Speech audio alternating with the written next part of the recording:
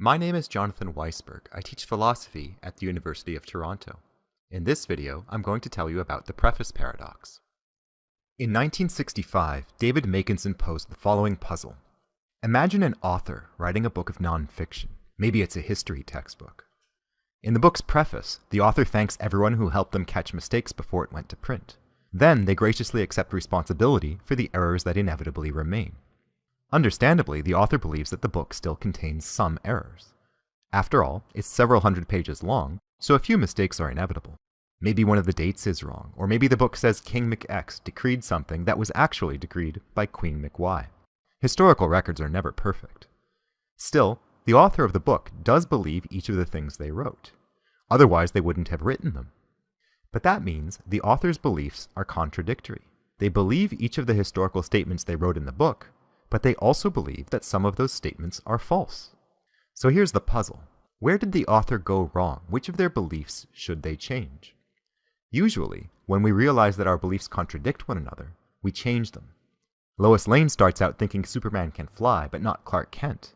When she learns that Clark Kent and Superman are the same person, though, she changes her beliefs. She stops thinking Clark Kent is incapable of flight, and starts thinking he is very much capable of flight. So what should the author of our history book change to make their beliefs consistent? Should they retract the part of the preface where they admit the book contains errors? That seems wrong. Nobody's ever written an error-free history book, certainly not one of that length. Maybe they should retract one of the historical claims in the book instead. But if so, which one? As far as the author can tell, they're all true. They researched every statement in the book carefully. After thinking about this a while, you might start to feel like the author is stuck. Their beliefs are contradictory, which seems bad. But they don't have any good way of changing their beliefs to remove the contradiction. Even if they go back and triple-check every statement in their book, they'll still have to admit that some errors are bound to remain. Makinson's puzzle isn't really about history books or historians. It's about everyone. We all have numerous beliefs about the world. I believe that I was born in October, that Gandhi was born in India, that Andromeda is the galaxy closest to the Milky Way, and so on. But we also know that we make mistakes sometimes. I've been wrong in the past. I used to think Helsinki was the capital of Iceland. Now I know it's the capital of Finland. And I'm sure some of my beliefs are still false. That means everyone has contradictory beliefs, including you. Imagine everything you believe written down in a book. Would that book contain any falsehoods? Of course it would. Nobody is infallible. So at the beginning of your belief book, we should include the following statement. Some of the statements in this book are false. So your belief book contradicts itself. One reason this paradox is troubling is that it calls the basic rules of logic into question. We often point out internal contradictions in people's beliefs as a way of getting them to change their minds. For example, some atheists argue that people who believe in God have contradictory beliefs. On the one hand, they believe that God is perfect. On the other hand, they realize that the world is imperfect. For example, innocent people sometimes suffer. Often it seems unnecessarily. That's contradictory, say the atheists. If a perfect God existed, there would be no suffering in the world. Of course, believers in God usually respond that there is no contradiction here despite appearances. Maybe the suffering is ultimately for the best, for example, so the world actually is perfect, or at least as perfect as it's possible to be. If you're interested in that particular debate, check out Sally Haslanger's Wi-Fi video on the logical problem of evil. But whichever side of that debate you think is right, the point to realize here is, nobody in that debate on either side is happy to just accept a contradiction. Believers in God try to explain why their beliefs are not contradictory after all. In general, when a belief leads to a contradiction, we conclude that it must be false. In fact, that rule of logic is one of the oldest and most widely used in mathematics. So the preface paradox creates a mystery. Everybody's beliefs are contradictory, apparently. Everybody's belief book contains some mistakes, and we all know that about ourselves at some level. So are we all breaking a fundamental rule of logic all the time? Here's another simple law of logical reasoning that the paradox calls into question. I believe that Ankara is in Turkey. Call that belief A. I also believe the Bosporus is in Turkey. Call that belief B. So I should believe that Ankara and the Bosporus are both in Turkey. In other words, I should believe the combined statement A and B. This simple rule of logical reasoning is so simple, you probably don't even ordinarily notice it. If A is true and B is true, then the combined statement A and B is true. So if you believe A and you believe B, then you should believe the combined statement A and B. But thanks to the preface paradox, we know what happens if we apply that rule too many times. Imagine I collect together all my beliefs about Turkey into one long statement. A and B and C and D and so on. As I keep adding beliefs, the chance of adding a false belief gets larger and larger. If the big long combined statement is long enough, the chance of an error somewhere in there is really high, so I shouldn't believe that the statement as a whole is true. That means at some point I have to break a simple rule of logical reasoning.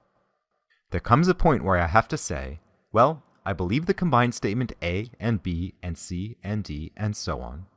I also believe some further statement, call it X, but I don't believe the combined statement A and B and C and D and so on and X.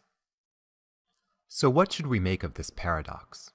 Some philosophers think it shows that belief and logic are really probabilistic.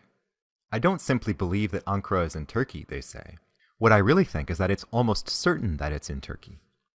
And you can't just conclude that a combined statement A and B is true because you believe A and you believe B. You have to consider how probable the combined statement is, and that depends on how certain you are about A on its own, and how certain you are that B is true too. So belief is fundamentally a matter of degree, according to these philosophers. We never really accept anything completely, at least not if we're being reasonable. Instead, we believe some things with a very high degree of certainty, so high that we talk as if it were certain. Nevertheless, we always acknowledge some chance of error deep down. But other philosophers think that's unrealistic. Sometimes we do close the book on a question. No reasonable person doubts that the Earth is round. Not even the most humble, scientifically minded geologist would say, well, we should keep an open mind. Maybe the Earth is flat. In fact, as the philosopher Jennifer Nagel points out, there's a large body of psychological research on this topic. Psychologists Aryeh Kuglansky and Donna Webster have extensively studied when and how people treat a question as closed. Many philosophers also think it would be way beyond our abilities to reason in terms of probability all the time. If we always had to calculate the chance that A and B are both true based on the chance that A is true and the chance that B is also true, we'd never get up in the morning. We have to think in terms of simple yes-no answers, at least sometimes. There's a big debate going on right now about how to reconcile the two sides of this argument. On the one hand, it seems right that nothing we believe is 100% perfectly certain. If we step back and think about it carefully, there's always some way we could be wrong. On the other hand, it seems right that we have to ignore the possibility of errors at least sometimes. That way, we can use simple laws of logic to get through the day. Maybe there's a way to combine these two approaches: probabilistic reasoning, which always admits uncertainty, and simple logical reasoning, which doesn't account for uncertainty. But it's really not obvious how to fit these two ways of thinking together. Let me leave you with one last puzzle to chew on. We said that pretty much nothing is 100% perfectly certain. There's always a chance of error, however small. But knowledge seems to require certainty. If you know something is true, you've ruled out all possible alternatives. If you know the Earth is round, then it can't be flat or square or anything like that. So if nothing is really perfectly certain, then we don't really know anything. It's hard to imagine how we could be wrong about the Earth being round. But you can imagine a way if you get creative enough. Maybe we're part of an experiment being conducted by an alien race, like rats in a maze, and whenever we get to the edge of the Earth or fly up into the sky, they move things around so it looks as if the Earth is really round. Like moving the walls in the maze so the rat keeps running in circles. It's absurdly improbable, but it's a possibility, however remote. So here's the thing. If some of our beliefs are bound to be wrong, if there's always a chance of error, then we don't really know anything. Any belief we have could be one of the false ones, and we have no way of knowing which ones they are. So the question I'll leave you with is this: how can we reconcile the certainty of knowledge with the uncertainty created by our own fallibility?